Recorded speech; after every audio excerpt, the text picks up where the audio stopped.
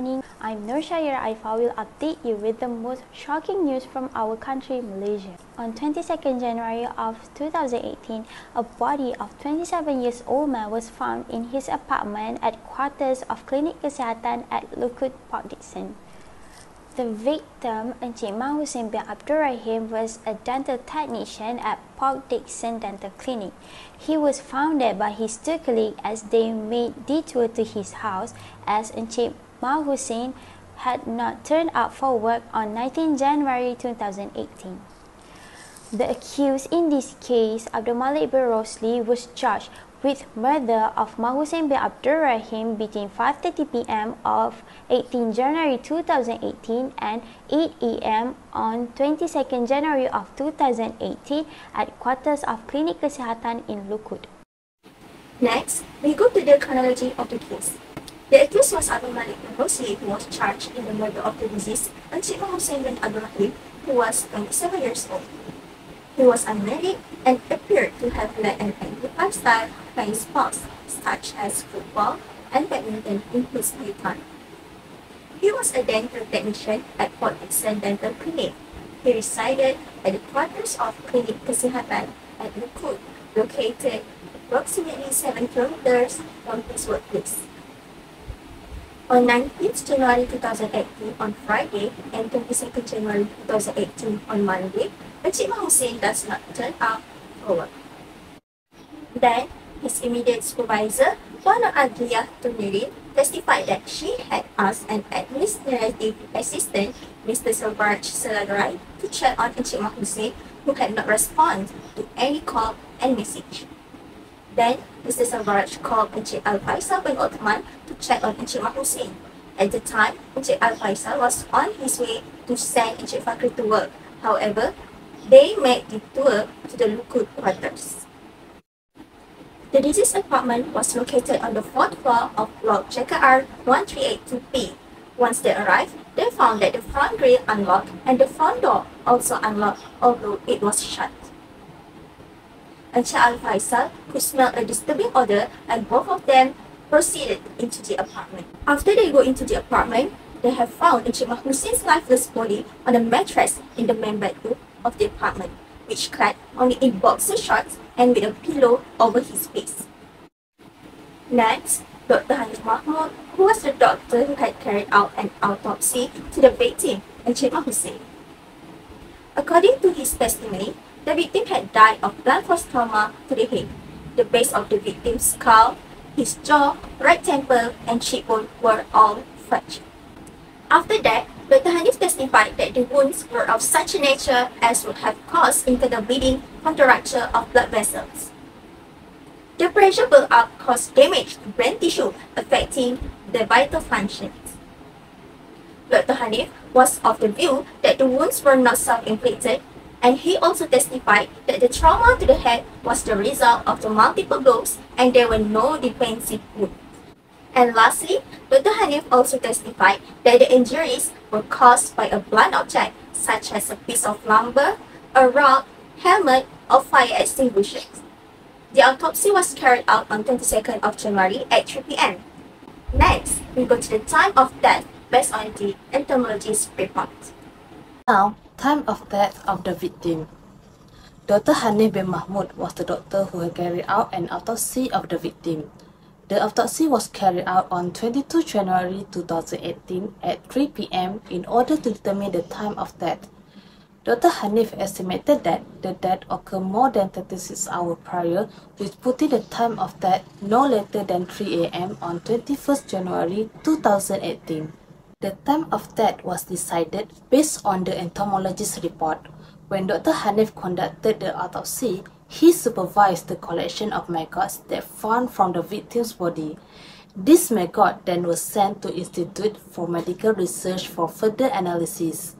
Dr. Nazni Haji Wasi Ahmad was an entomologist serving at the IMR, whose work specialty includes determining the age of larvae recovered from the cadavers, which could be used to estimate the time of death.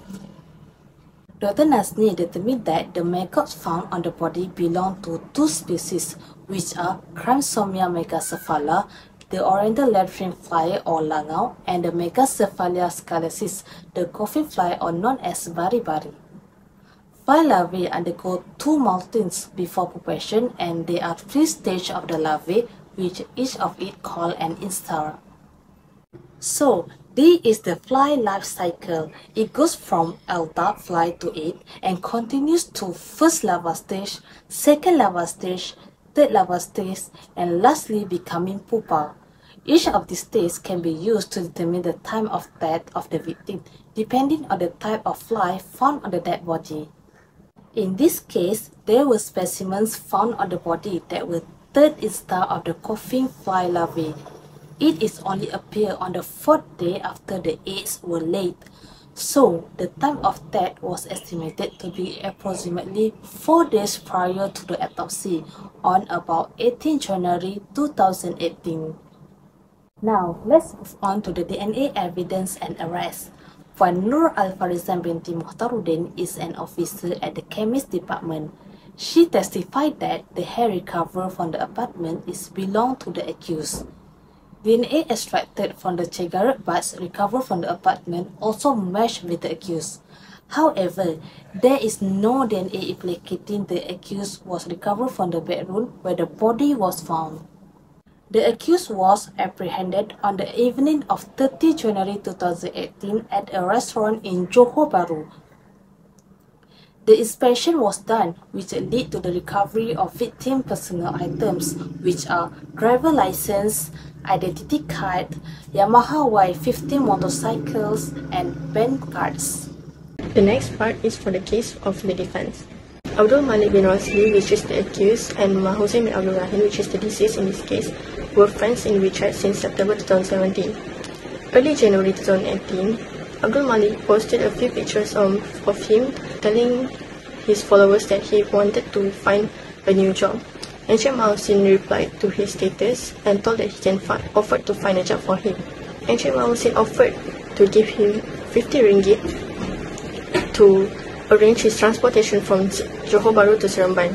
On 15 January 2018, Encik Mahusin picked up the accused from the bus station and went to his home. And during that night, he invited Abdul Malik to sleep with him together in the bedroom. However, the accused refused and said that he is more comfortable to sleep in the living room. Next day, on 16 January 2018, Encik Mahusin left early to go to his work and he locked the accused inside his house. The accused only had biscuits to eat because he has no money to buy any food. At 8 p.m., Encik Mahusin finally came back from his work and the accused asked about the job that he promised to offer. However, Encik Mahusin kept quiet and went back to his bedroom. A few hours later, at 10:30 p.m., Encik Mahusin suddenly approached the accused, which was watching television in the living room. He suddenly removed his jeans and performed fellatio on the accused. The accused was very stunned and took a few seconds to react. He tried to push away Encik Mahusin, however, due to Encik Mahusin's big stature, he is not strong enough to push him away and let him do it. Then, Encik Mahusin asked the accused to perform anal intercourse on him. He forced the accused to do it, and the accused was too scared and followed his instruction.